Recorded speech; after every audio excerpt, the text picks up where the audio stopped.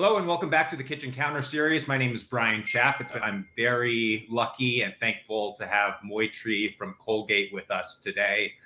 Yeah, that's a very interesting question. I think the way I think about it is that what is the driver for people to actually buy a certain product Yep. online, right? Online platform, as opposed to just going to a nearby mom and pop shop or convenience stores. If it's convenience, right? So even if like something I'm thinking about, um, like as simple as like a baking soda, right? It's a very Right. lower price point product, but my key priority is that I needed like maybe within 2 hours. I don't have the luxury of going outside, whether it's a weather problem or um, other challenges, but I can get it. The convenience is right there. And if I can get it, whether it's like just one item or Right. bulk shopping of a few other things, and I get it without any delivery charges or maybe like minimal delivery charges, like I prioritize that, right? So again, like if I put my consumer hat on, the convenience was my driver, right? For that one. So I don't know like if that answered your specific No, question, but it does. I mean, I would serve up my own personal analogy in that, like, sometimes I'll have a craving late at night, right? And I don't want to go outside. And exactly. I'll buy like whatever, a milkshake or something to satiate that craving. And I'll end up paying like $30 for that because of the service fees on top of it. But to your point, it is that convenience. I would also argue that by understanding your people Mhm. through by prioritizing first party data to create a better experience, people will pay for that, right? Like, not having a wonky approach to Absolutely. the checkout cycle, but giving them what they want as opposed to what you think they need. Yeah, absolutely. That's a great point because the data that we collect about or not collect, but the data we can get from people's buying behavior on any specific platform or on e-retailer website, right? It's also the prediction. It's like, Right. yep, you need and you are craving for an ice cream, but does that mean you are probably looking for something else like a chips or another snacks right now? So prediction, and that's like Yeah. the AI driven prediction for that specific platform becomes so powerful because that is giving the consumers an additional personalizing their experience, right?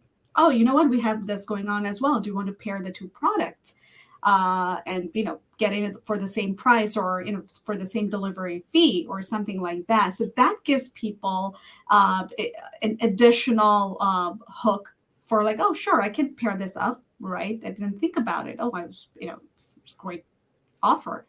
Let's buy it as well. So that's where like data becomes so Yeah. powerful. Is that the e-retailer or e-commerce website's own data plus powered with a brand's first party data, it becomes like so action oriented. And when you use that data, activate the data to make those kind of predictions, it's like I think that's the golden formula. Yeah, and I would say for other advertisers that are out there listening, an opportunity, should you already have or you're looking to start collecting your own first party data, is look to some of these e-retailer relationships or just e-com advertising platforms like an Amazon, Walmart, or so on, because you can establish existing relationships with them even if you have minimal first party, to extend to similar users that they have via second party. The definition of first party just being, in this example, let's say Colgate owned data that a person decided to give that Colgate just didn't take. And the second party definition being basically first party data of that platform of choice. Let's call it Walmart, for example. So my crystal ball is telling me that we are a creature of habits. So, and we, like once we have tasted, again, the convenience and the way that these all brands or advertisers, these like traditional brick and mortar stores have transformed themselves to be people first and enabled their platforms to actually sell their services and offers in a very convenient way to us, I don't think like there's no going back. Right. But one of the other trend we're seeing is that how these like traditional brick and mortars are complementing their online strategies, right? So it's like the physical availability of the product and also digital availability, right? So one of the things that, our Chief Digital Officer, Bridget King, has mentioned in her CAGNY presentation is that the world is becoming phygital. Like, so people's expectation is rising, right? So whether I make a trip to Walmart, and seeing that product on the shelf, or just going to walmart.com and seeing that on the digital shelf, like people are expecting both. Right. So I think what I'm seeing a lot of these retailers are blending and coming up with their phygital strategies, right? And that will continue to be there. And the brands or the companies who have a really strong infrastructure to, again, give people that personalized experiences and also ensure that they have that physical and digital availability are really going to be the winners. Yeah, so technology is the important enabler here, right? It's not enough that you have a very shiny website and that's about it. If you really want to monetize it, right? Like, how do you manage the demand and supply side of it, of your ad inventory? How do you do the placements? How do you do the dynamic placements, right? As well as, okay, how do you do the delivery? How do you capture the engagement, interactions, and report it? And how do you allow us to optimize it, the advertisers? All of these things, right? All these steps that, again, leads to a better consumer experience for any website is actually powered by technology. And the reason we're talking about ad tech, not just tech, is because these are the technology that powers the underlying ad delivery system, right? Managing it, buying it, optimizing it, reporting it.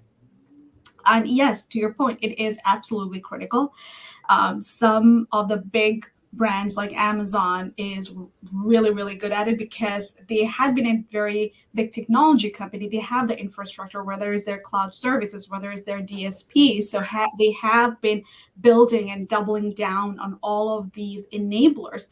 So to manage those by inventory, right? And also, managing data. It's not just like, okay, I have these technology solutions, but how do you manage them? And then, the outcome is that you get better data, you provide better solutions.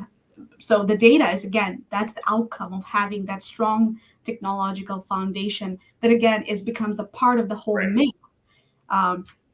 Sorry, go ahead. No, I was just saying that, like, Amazon is just one example.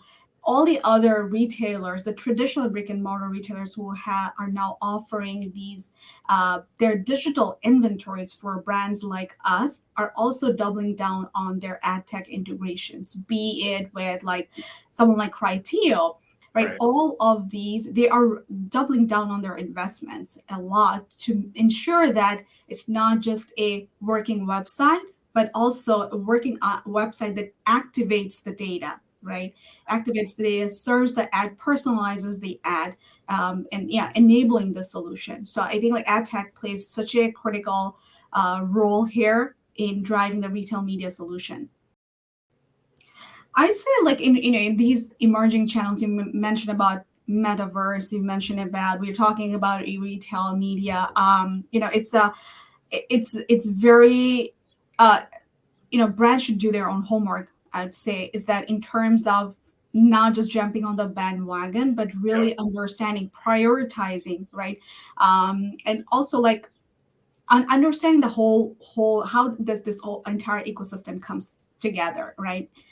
Do not invest in silos like, oh, maybe this specific platform it's a new shiny object, everyone is investing, let's go ahead and invest it. Rather, again, I'd suggest that follow where your consumers are, be people centric. And I think like a lot of the CPG players in our industry is converting into the people first brands. Do that, right? Not just treating one channel as lower funnel and the other one as upper funnel. They all play a critical role across people's buying journey. So again, be people centric and and implement your media strategy based on the people's interaction. Kind of summarize the conversation. So in short, it's prioritize your people, make sure you're giving them what you want, collect data that will help inform what those decisions should be, and don't go all into something just because everybody else is. Make your own decisions that are right for the brand. Yeah, exactly. And one last thing I would add there is that when you're talking about data, don't forget about the privacy compliance. Yes. We are at Colgate, we are making sure that it's absolutely privacy compliant and collected with consumers' consent, right? We understand the changes that are happening in the industry in terms of regulation, and we are absolutely making sure that these data are collected in the most privacy compliant way across all our markets globally. That's a great point. And anybody who's interested in learning more about that can visit our website at www.thetechrecipes.com. I wanted to thank Moitree again for joining us. This was great conversation and looking forward to many more. Thanks for having me, Brian. Thank you.